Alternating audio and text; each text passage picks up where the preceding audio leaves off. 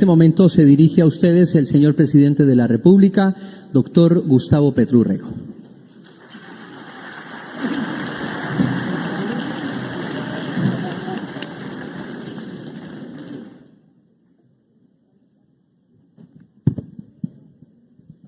Bueno, aquí vamos a hablar en tono menor, dicen las ministras, que en estas reuniones nos ponen las tareas, nos ordenan, y no es porque sí. A la ministra Susana Mohamed se le ocurrió en la COP28 de Dubái que Colombia podía ser la sede de esta COP16, esos números indican 2 líneas de coordinación mundial de la humanidad, hasta donde se puede. No hay otro sitio que no sea la ONU, donde más se puede coordinar la humanidad en este momento, que en lo que la humanidad misma creó hace décadas, después de una barbarie total, que fue la Segunda Guerra Mundial, 50 millones de muertos. Una violencia que ni el Caquetá ha vivido, si se compara. Tendríamos que hacer unas horribles estadísticas de violencia per cápita, pero indudablemente es uno de los desastres de la humanidad, como ha tenido otros, por ejemplo, la colonización del sur a la fuerza, y ahí se deriva en parte la Segunda Guerra Mundial y la Primera, y más atrás la esclavitud, y Colombia ha crecido en medio de esas barbaries porque fue colonia impuesta, fue conquista bárbara, fue esclavitud hasta mediados del siglo XIX y así hasta el día de hoy, donde la palabra paz ha sido como una especie de oasis de vez en vez, casi difícil de encontrar, como es difícil encontrar un oasis en el desierto.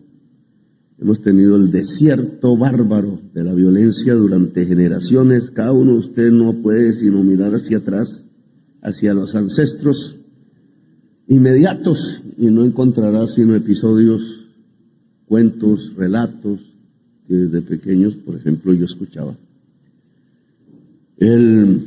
¿Cómo escapar de allí? Es el tema. Cómo Colombia se escapa de su desierto y luego logra encontrar un oasis permanente.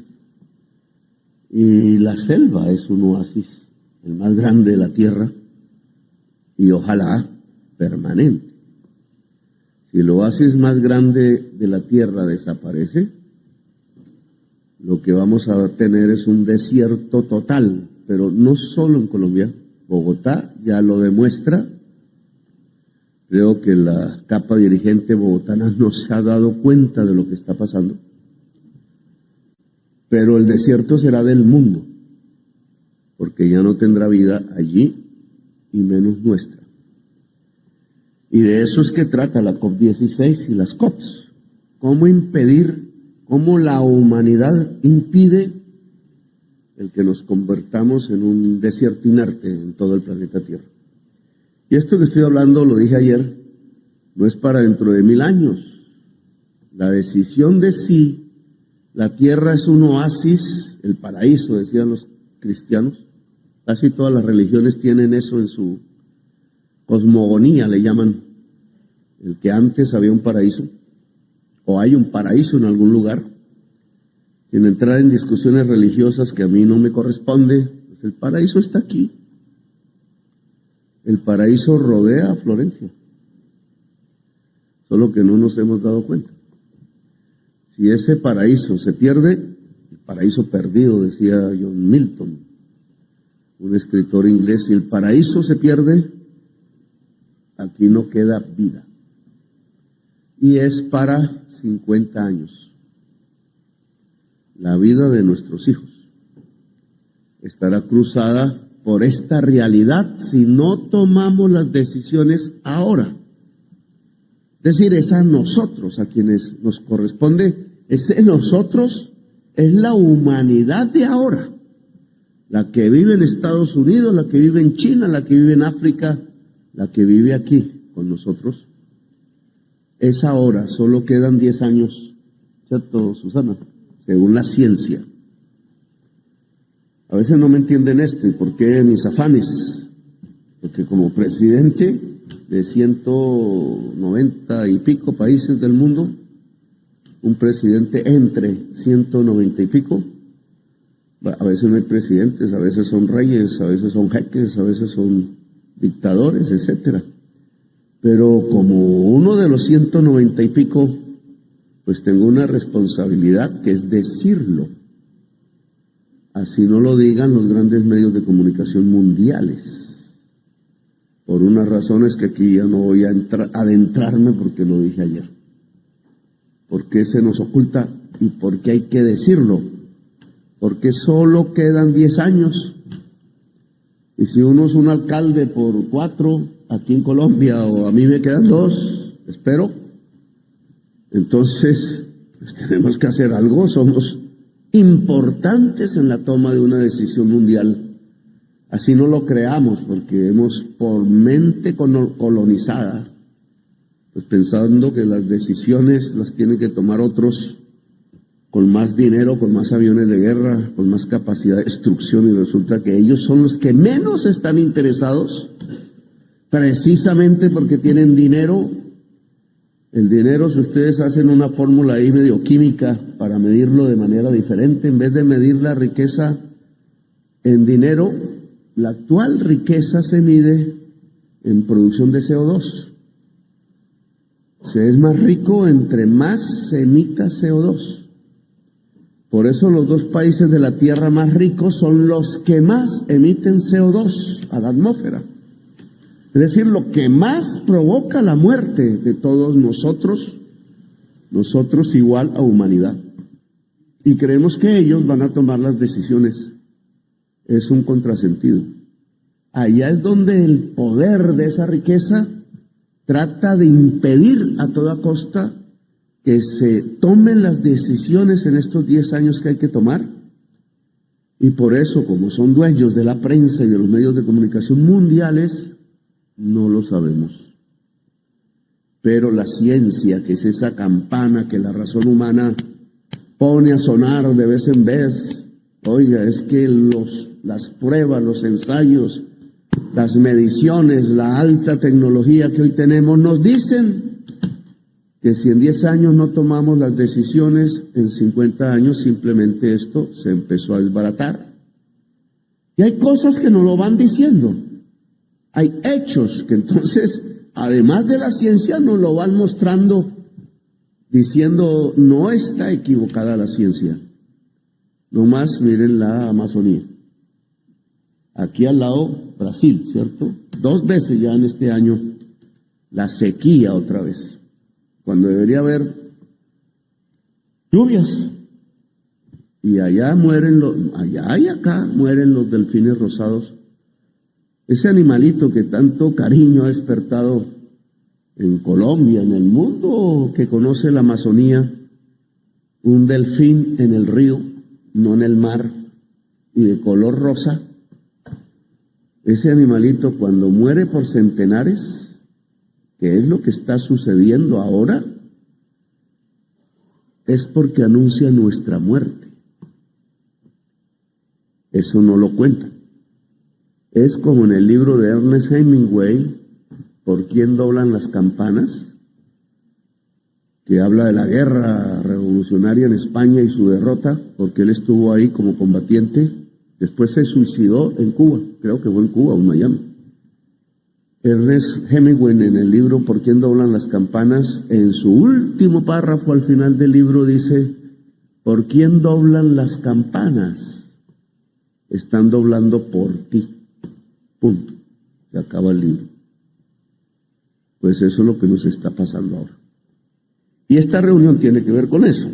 Lo explico, porque ese CO2 arrojado a la atmósfera en masa por la codicia, por las ganas de producir más mercancías para vender más y para ganar más, que es la lógica del capitalismo, pues trajo una consecuencia que no se había imaginado nadie hasta que los científicos lo contaron hace poquito.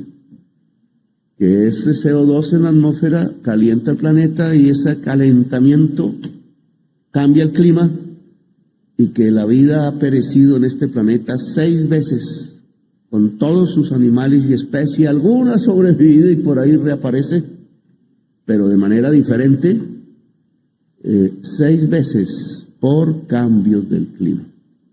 Creo que esta es la sexta, ¿no? Esta es la sexta extinción. Una vez puse en un trino de esos míos, nos acercamos a la sexta extinción y entonces me contestaron las máquinas de robot que pagan los ricos de Colombia para mostrar que el presidente no lo quieren. Son maquinitas diciendo la misma frase. Está loco. Eso de la sexta extinción suena a película de marcianos. Ignorancia apenas. Porque el que mueve la maquinita no sabía que ya ha habido en la Tierra 5 extinciones por el clima.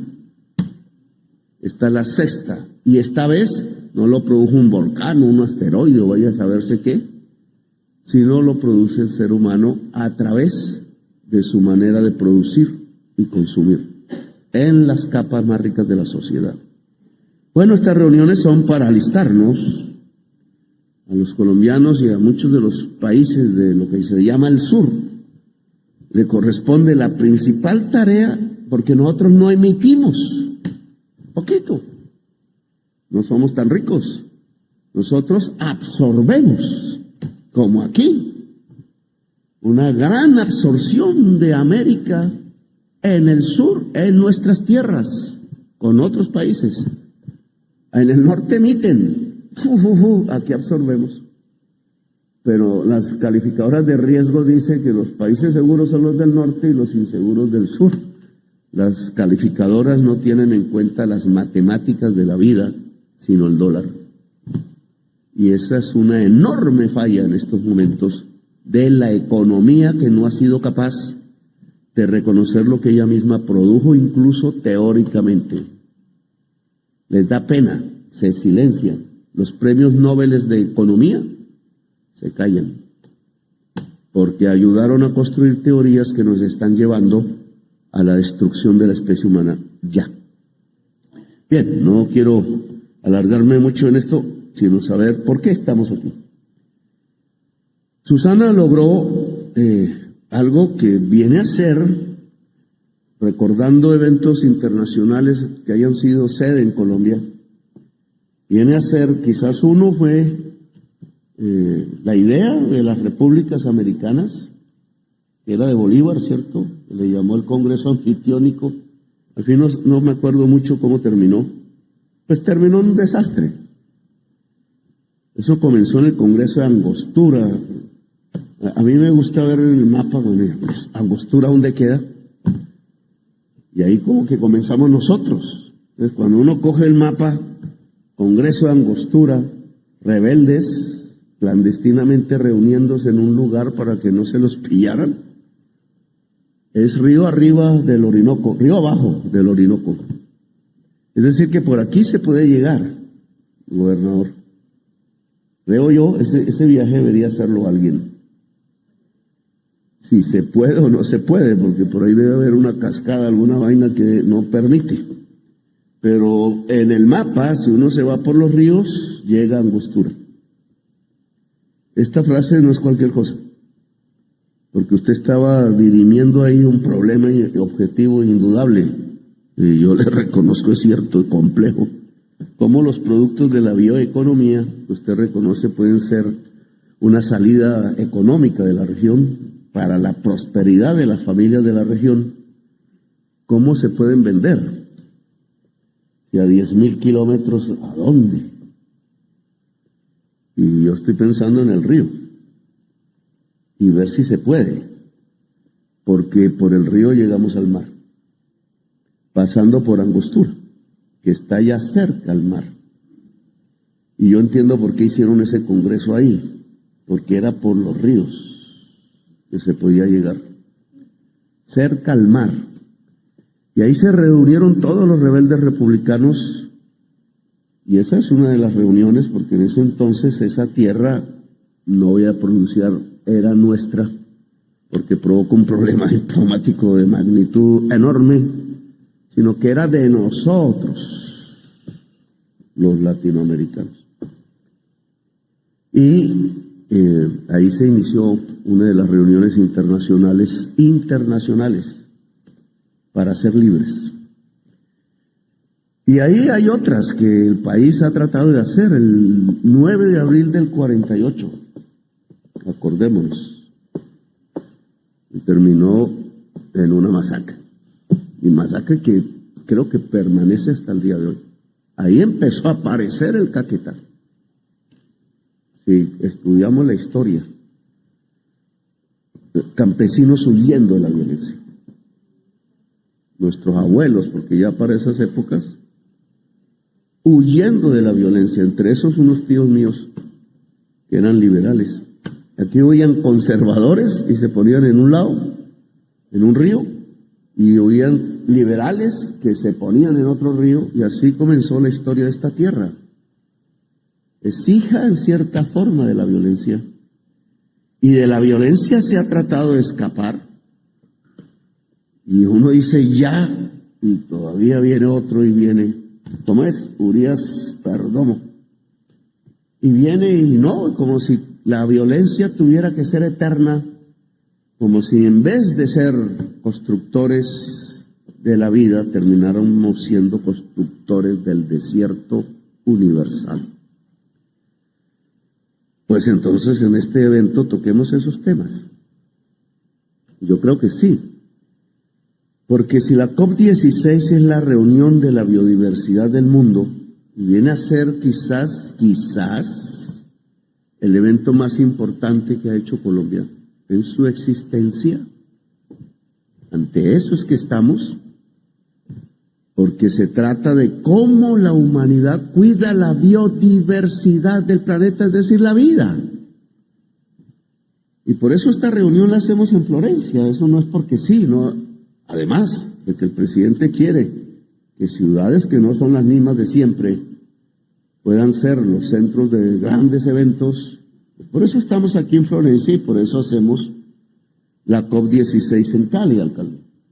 Pues hubiera podido decir Bogotá, pero que hay hoteles más, bueno, una serie de facilidades logísticas, pero yo dije que el principal congreso que ha hecho Colombia lo hagamos como quien se le ocurrió hacer el Congreso Fundador de las Repúblicas en Angostura, porque deben ser sitios importantes ahora en la historia, porque la importancia de los sitios cambia.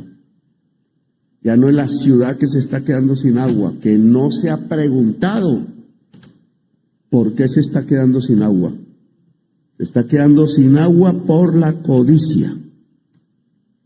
No de la población bogotana, que apenas si lucha y trabaja y se mete en un Transmilenio todos los días a sacrificarse por estudiar o por levantar los hijos, sino por su capa dirigente que decidió que en un lugar sin tanta agua como la sabana de Bogotá, hermoso y listo para cultivar, se expandieran como en Miami, construyendo y construyendo y construyendo, metiendo más y más población, olvidándose que tanta población necesita agua y que si no había la oferta de agua suficiente era una estupidez. Y ahora Bogotá se está quedando sin agua. Ese es un tema de la biodiversidad. ¿Por qué se queda sin agua? Porque hicieron retroceder la selva amazónica de la cordillera oriental hacia donde llegaba, cada vez más hacia el río Orinoco. Es así, ministro. Y entonces los ríos voladores que ustedes han visto aquí, que es el vapor de agua que sale de los árboles, después de consumir la lluvia que cae por aquí, se va por los aires, de acuerdo a los corrientes de viento, hasta el páramo. Y en el páramo la matica lo vuelve en agua y se va por las quebradas, y ese es el agua de Bogotá y de Neiva, el agua de toda la región andina, de la cordillera oriental y occidental incluso.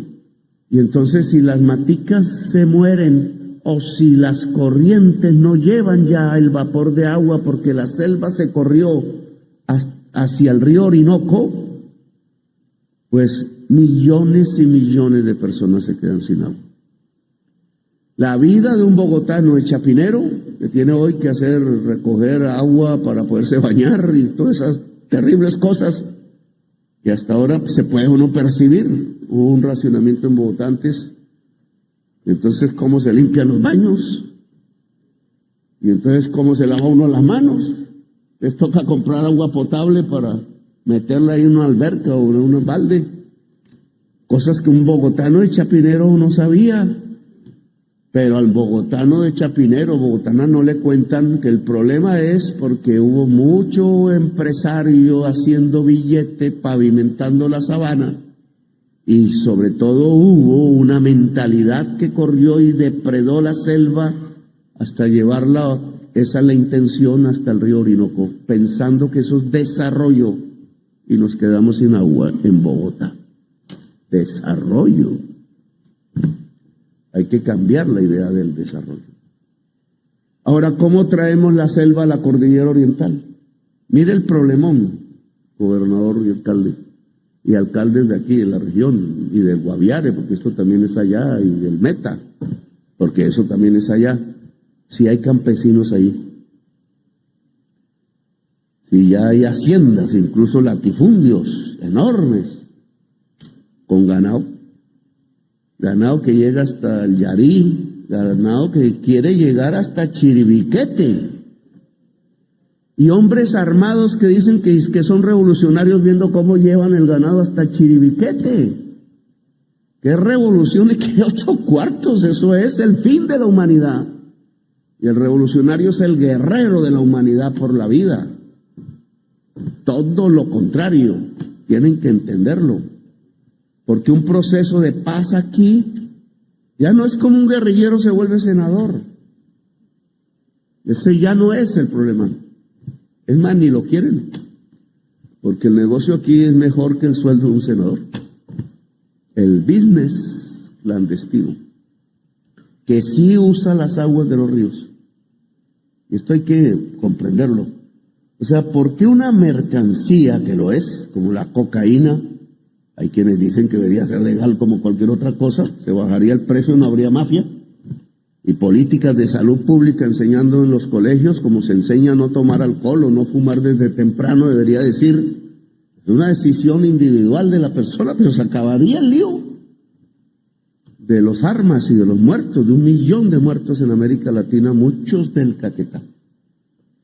Pues esa mercancía para ser vendida en el mundo se va por los ríos y llega al mar.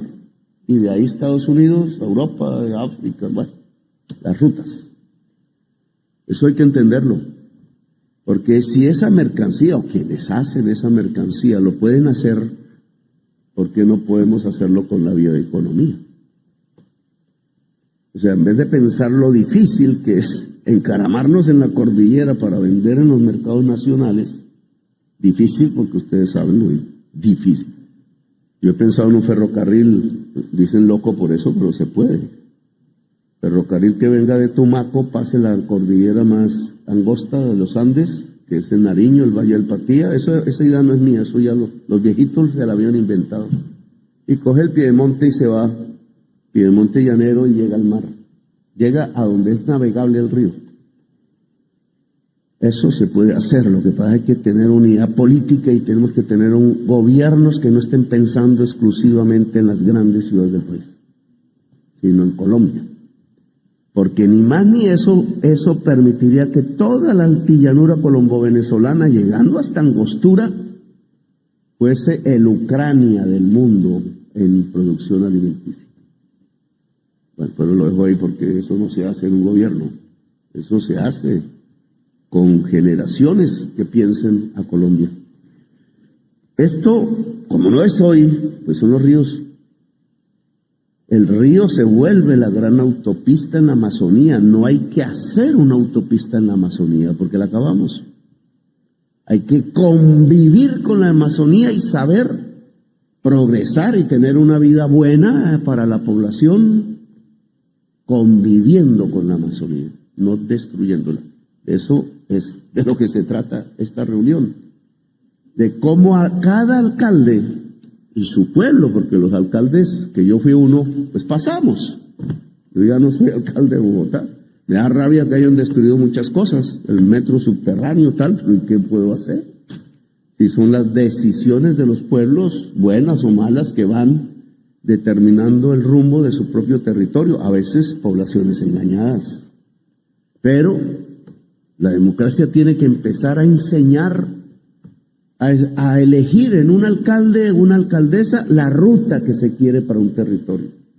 Y ustedes lo han expresado bien, digamos, el alcalde, sí, un alcalde, quizás su función, de acuerdo a la Constitución, es cuidar la vida y el suelo donde vive la gente. Y ahí está en la Constitución, le llaman POD, tiene una serie de formas de hacerlo, pero es el suelo donde vive su gente. Y cada región es diferente, entonces no podemos hablar de todas aquí, sino unos propósitos en general, que los podemos medir aquí. Si no queremos que la gente termine desesperada sin agua en la alta cordillera, hay que sembrar árboles, hay que llevar la selva hasta la cordillera y hay que hacer un pacto con el campesinado que está allí para dirimir por dónde se colocan corredores de selva hasta la cordillera y en dónde se produce. Y cómo en esos corredores que hay que hacer para que los ríos sigan hasta los ríos aéreos sigan hasta la cordillera, pues se puede producir ahí de una manera diferente que tener ganado, porque el ganado se come la selva. Pues un problema aún que tenemos que resolver con el gobierno local, con la gente, porque la gente decide, o debemos hacer que la gente decida. No es como hace Urias Perdomo. Entonces lleva a la gente a un gran almuerzo y le cobra 90,000 pesos por el almuerzo y el viaje. Y entonces coge una zona y le pone a cada uno una cuota que llaman ellos, que otros llaman extorsión, y la gente vive atemorizada. Y entonces la gente no decide, sino que ellos deciden por la gente. También hay políticos aquí en Colombia que deciden por la gente. Eso no es una democracia, no es una democracia ni allá ni acá. Una democracia es que la gente decida. Claro, se decide con la información, no con el engaño. Bien, sabiendo qué pasa. Y entonces la gente toma decisiones, la mayoría de las veces correctas. ¿Qué se hace con el suelo de un territorio? ¿Se saca petróleo a la fuerza de la selva como la riqueza? ¿O es la selva la riqueza? Pensémoslo, yo digo que es la selva la riqueza, que ahora la riqueza se mide en cuánto no se emite CO2. La riqueza se mide en términos de vida, no de dólares. Hay muchos jovencitos que dicen, voy a estudiar lo que me dé plata. Las jovencitas, por estar pensando en eso, a veces terminan en las redes de prostitución de Europa. Y resulta que uno no escoge su vida porque es lo que me da plata, sino en qué sirvo yo más para la humanidad. Y por ahí hay una mejor vida. Incluso llega la plata. Yo hasta duermo en un palacio y nunca pensé en la plata. Así es la vida. Entonces aquí, ¿cómo usamos el suelo para la vida? Como un canal rector.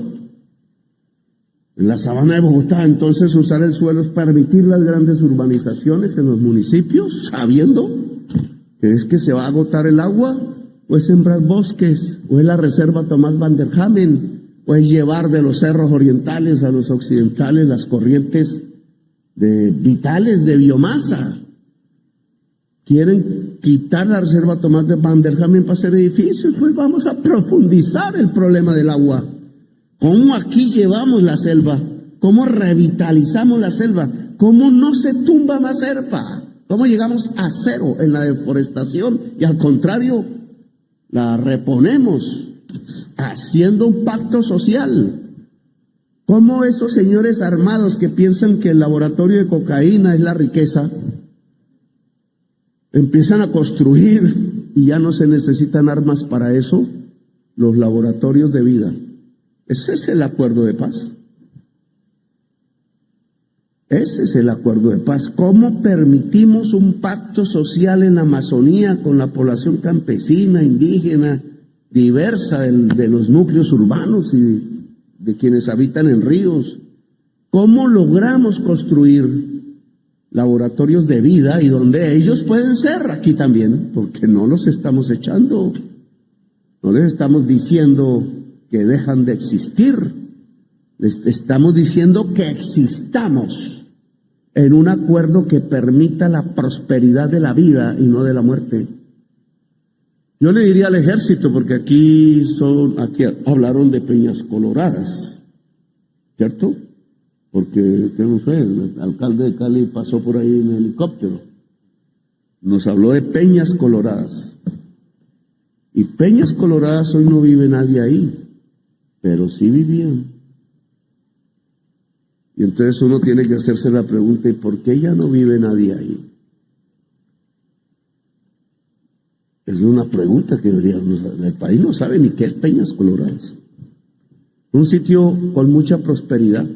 Tenían al estilo popular cosas que yo no comportaría, como una vaina de toros ahí para divertirse con los toros. Ustedes saben mi pelea. Dieron unas significancias ahora, no las tenía antes.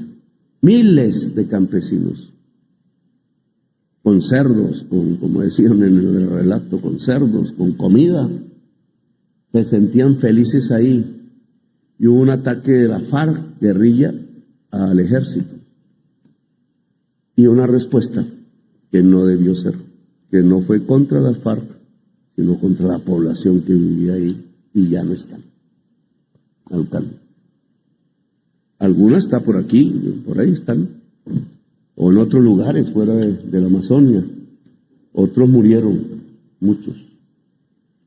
Y yo creo que debe haber una forma de construir paz a través de gestos, en general. Y se lo dice su comandante en jefe. Un plan del ejército, hay que echarle cabeza, no es fácil, para que la población de Peñas Coloradas retorne en manos del ejército, dirigida a través de esos caminos por el ejército.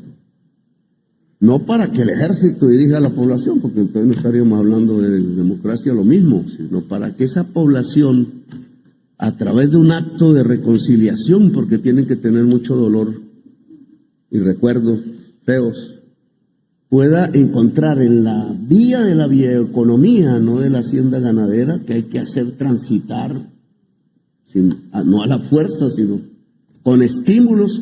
Si sembrar árboles da más plata que criar ganado, es la manera. Y entonces Susana tiene que ayudar a cómo criar la selva, revitalizarla, pueda darle más plata al campesino y su familia que tumbar la selva y meter el ganado. Tumbar la selva y meter el ganado, ustedes saben que si el campesino tumba la selva, quema la selva, mete un ganado y después viene el latifundista y lo arrasa, incluso matándolo, como ha sucedido aquí. Y entonces van más llegando al río Orinoco. Ya llegaron a Chiribiquete. Y si hay armas detrás haciendo eso porque les pagan, entonces el supuesto revolucionario no sabe quién le paga, pues le paga la mafia. Ponen la bandera roja al servicio del mafioso. Eso no se había vivido en el siglo XX. Entonces se ensucian esa bandera. Ya ni saben qué significa esa bandera. Porque han puesto las armas no al servicio del pueblo, no al servicio de la paz, sino al servicio de las mafias. Y eso no es revolución, eso es muerte. Entonces, digamos, ese es el quid de hacer aquí en la Amazonía. Es lo que queremos, que ya en la COP16 nos preparemos para poner como un problema mundial. Porque ¿saben qué pasa si se acaba la selva? Se muere la humanidad. Y entonces desde aquí, Florencia, y desde cada rincón de Colombia, porque esto se piensa en cada región, podemos estarle diciendo al mundo, en Cali, aquí si queremos salvar la humanidad, esto es importante, y por tanto tenemos que hacer un pacto pacto mundial por la selva. Pero un pacto mundial por la selva no es como piensa el gringuito en Chicago. No, pues siembren, orden al ejército de Colombia, porque a veces ellos creen que dan las órdenes. Obliguen, y entonces a tumbar campesinos, a quemarle los ranchos. No, es un pacto donde todos ganemos, donde el campesino pueda hacer, no que lo saquemos a la fuerza, para sembrar esa selva. Y eso es con plata. Plata para la vida, no plata para la muerte. Eso es haciendo un fondo.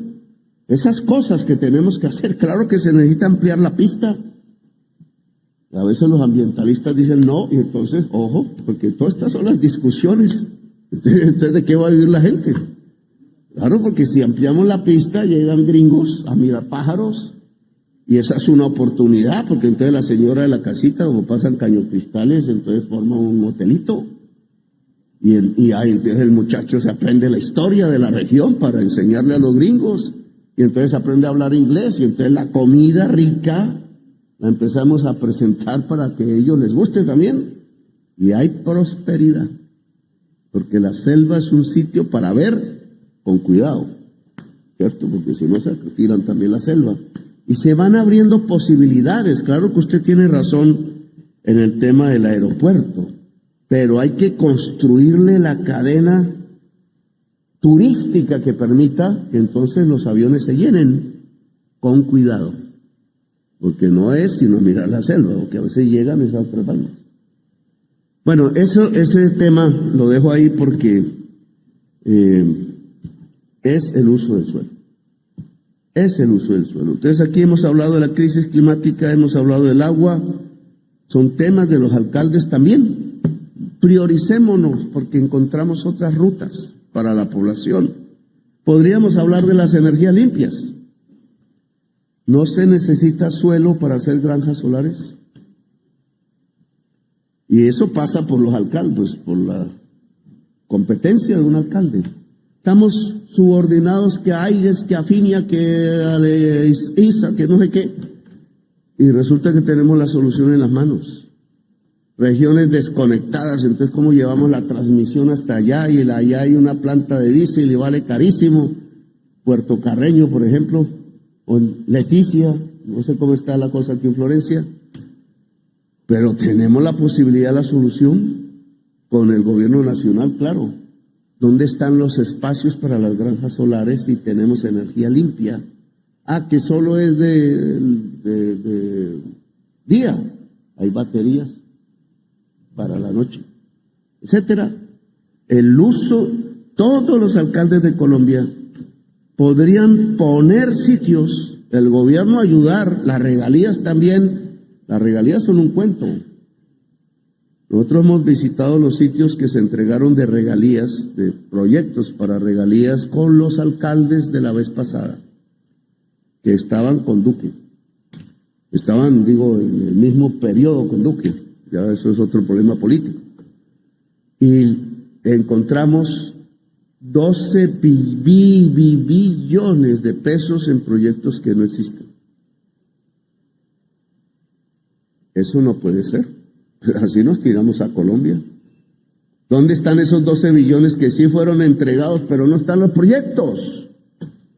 A veces la prensa se silencia, porque no es capaz de mostrarle tamaña corrupción al pueblo de Colombia.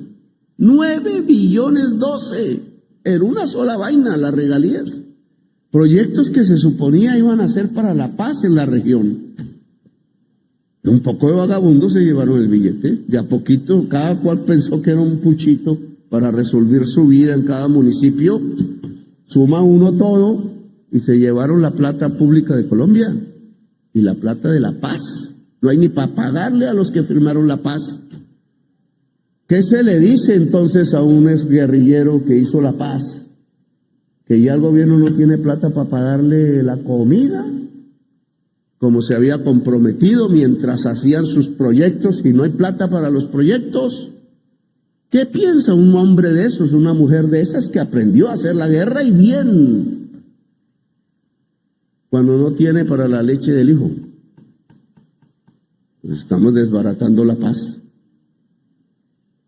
Y entonces unos congresistas, unos dicen, saboteémosle el presupuesto a Petro porque así lo tumbamos. Oigan, ¿qué daño le están haciendo a Colombia? Ahí el dinero que es para la paz, el de los proyectos de municipios, porque el dinero que va a Sarmiento para pagarle la carretera al llano, ¿saben qué pasa? Ese sí sale de primeras. El 1 de enero de cada año, ¡pum!, un mágico tecla de computador le entrega el dinero. Y en cambio al que hizo la paz no, o a la región olvidada no. Y salen en el Congreso a decir que entonces tampoco, sin leerse el proyecto de la ley de financiamiento, porque no lo habíamos entregado. Entonces, ¿de dónde dijeron que era malo? La prensa todo el día dice es que son impuestos para los pobres. No hay un solo IVA, un gramo de comida, como se hizo el gobierno de Duque, en tono menor, ¿cierto? Ni un impuesto, un gramo de comida. Es más, la mitad de la ley de financiamiento no son impuestos. Es que adelantamos, se llama así, yo digo retrasamos el marco fiscal para tener un respiro en 6 billones de pesos y poder financiar el gasto. Hicimos, esa es la perfidia. Entonces una señora congresista dice, es que se gastaron la plata en funcionamiento y entonces ahora no hay plata para inversión. Oiga, no sea así, no degenere el pensamiento y la verdad. Es que el gobierno de Duque sobreendeudó a Colombia, abusando de la pandemia, y entonces se llevó la plata de la deuda para subsidiar la nómina de los empresarios más ricos de Colombia, mientras otros quebraron todos por montón y la gente tenía hambre. Y entonces en medio del hambre y los trapos rojos se le ocurrió a Carrasquilla ponerle IVA a la sopa. Y después dicen que fue Petro culpable del estallido social. Cualquier pueblo se levanta. Nosotros no le ponemos IVA a la sopa. Lo que hicimos fue, sí, yo no estoy muy de acuerdo con eso, pero darle un respiro con el marco fiscal para tener una plata de deuda, porque este gobierno no se ha endeudado en un peso. Pagamos deuda con deuda porque es lo que nos toca, no más. La deuda se agrandó así, porque la tasa de interés internacional creció y porque la tasa de cambio ya no era 2.500 pesos por dólar, sino 3.000, 3.500, 4.000. Junten esas dos cosas y la deuda se vuelve así. Y chupa el presupuesto nacional. Y encima que propusimos una reforma tributaria sobre la base de ponerle impuestos al carbón y al petróleo, o sea, los más ricos de Colombia, entonces tumbaron media reforma tributaria. Junten esas dos cosas y la inversión pública se adelgaza, porque la plata no se estira. Y entonces, ¿qué hacemos? ¿Le quitamos recursos a los pueblos? Cada alcalde tiene que pensarlo. Le quitamos recursos a los pueblos, la educación, la salud, a la gente que tiene hambre, a los niños que tienen hambre de comida, a los proyectos para cambiar la economía hacia economías limpias. Pues yo sí convoco a todos los alcaldes de Colombia que llamen al parlamentario, que su función es representarlos, y a su pueblo, y le digan, oiga, ¿cómo así que usted está negando, sin leerse el proyecto, la plata para el pueblo? Eso hay que hacerlo. Ellos son sensibles al voto de su región, pues están tirando su región. Le dije a Cepeda, tengo el proyecto más grande para Barranquilla, llevar el primer mega data center de América Latina para ser corazón de la inteligencia artificial con los árabes de Emiratos Árabes Unidos. Se lo dije ahí en mi oficina de frente, necesito su apoyo. Y va el otro día y me pega una puñalada trapera como todos los políticos tradicionales de Colombia. No, hermano. No se puede uno tirar a su propio pueblo. Esas reuniones deberían hacerse ya. Lean la ley de financiamiento y miren si hay un impuesto a la sopa, como dice la prensa, o sea, mentirosos.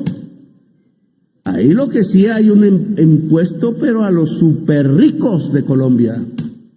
Y poquito, no mucho como debería ser, porque tienen que colaborar con la reactivación económica de este país, porque serán también beneficiarios de ello. Entonces una señora con perfidia dice, es que no ejecutan y no se necesita la reforma tributaria. Sí ejecutamos porque elevamos los presupuestos a los municipios en salud y educación gracias a la reforma tributaria. Y ejecutamos 2 años, en 1 año estamos en esos porcentajes en los presupuestos que eran los más altos de Colombia porque nos habíamos defendido de la deuda. Y como algunos vieron que nos defendíamos y que podíamos navegar en medio del pago de la deuda, entonces ahora quieren sabotearlo para que no podamos defendernos en medio del pago de la deuda, saboteando el gobierno, pero están saboteando a su pueblo, no al gobierno. Hagamos esa discusión. No hay, decía la señora entonces, no ejecutan, no necesita la reforma tributaria. Debería decir la verdad. Ejecutan, pero no quiero, diría ella, que le pongan impuestos a los superricos, porque le hago caso a los superricos. Yo no le hago caso a los superricos. Tampoco los vuelvo mis enemigos, solo les digo conciencia.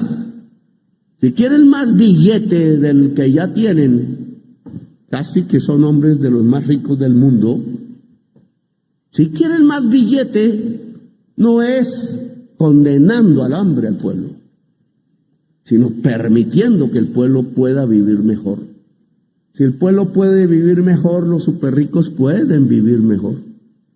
Si no vivirán en su país, así vivan en Madrid o en Nueva York, en la Quinta Avenida, mirando el, ¿cómo se llama? El Grand Park, que es donde viven los ricos de Colombia. Yo no he podido vivir bien en Nueva York, no sé qué es lo que les gusta. Pero tiene cosas chéveres, como ir al teatro, cosas de esas. Pero, hermano, nadie de Colombia, por muy rico que viva, va a vivir bien en los días de su muerte, sabiendo que su propio pueblo donde nació está enterrado en la miseria, en la desigualdad social y en la matanza. Así que les invito a otro camino. Ya pactamos con banqueros. Fue un éxito hasta ahora, una reactivación económica. Ahora falta la otra mitad de la reactivación. La primera es ponerle billete barato a la gente que quiera sembrar maíz, piña, árboles, agroindustria, que usted lo dijo. Claro que sí, no es simplemente el producto bruto, cómo se transforma y cómo lo llevamos a donde se pueda vender. Es indudable, tiene toda la razón. ¿Cómo? Pero eso es con billete. Si nos quitan el billete no se puede hacer. Entonces yo sí creo que los super ricos deben admitir. Yo vi en Davos, me estoy alargando mucho, sé, es que yo hablo harto. En Davos, en la reunión de los ricos del mundo, vi uno de esos ricos caminando por la calle, porque a ellos no, ese tipo de ricos no les da miedo lo que a otros, caminando por la calle de Davos con un cartelito así como un muchacho de universidad. Cóbrenme impuestos, decía. O sea, el tipo se sentía tan rico y tan mal por eso, con gente en todo el mundo metida en problemas de hambre, que decía, oiga, por favor, gobernantes, cóbrenme impuestos. Eso es lo que debería hacer Alejandro Santo Domingo y lo que debería hacer Luis Carlos Sarmiento y el señor Ardila Lule y los señores Gilinski.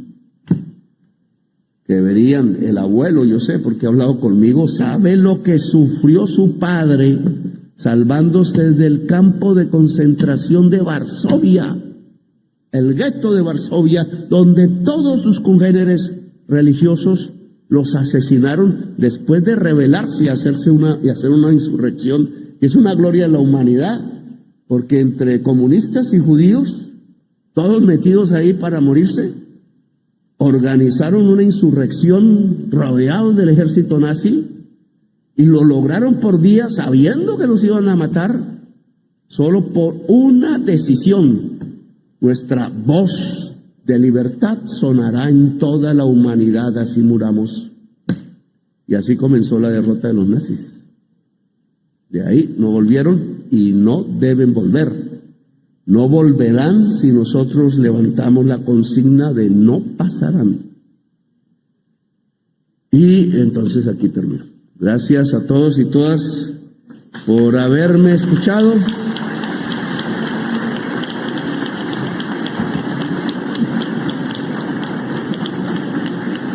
Al general Murillo le doy una tarea que es difícil, yo sé que es difícil, no solo por lo que significa hacia el pasado y todos los problemas que han sucedido en el tiempo, pero es un bonito acto. Yo trato de enseñarle a la policía a cuidar al joven.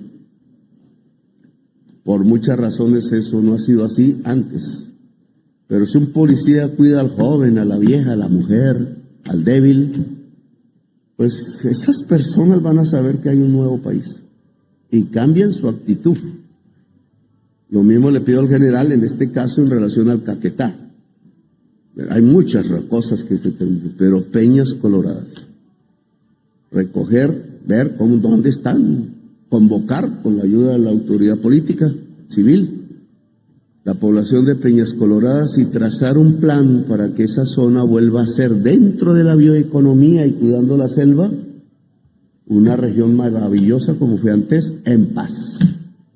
Es difícil, pero digamos, le pido que esa tarea se pueda presentar. Gracias, general, gracias a todas y todos ustedes por haberme escuchado tanto tiempo.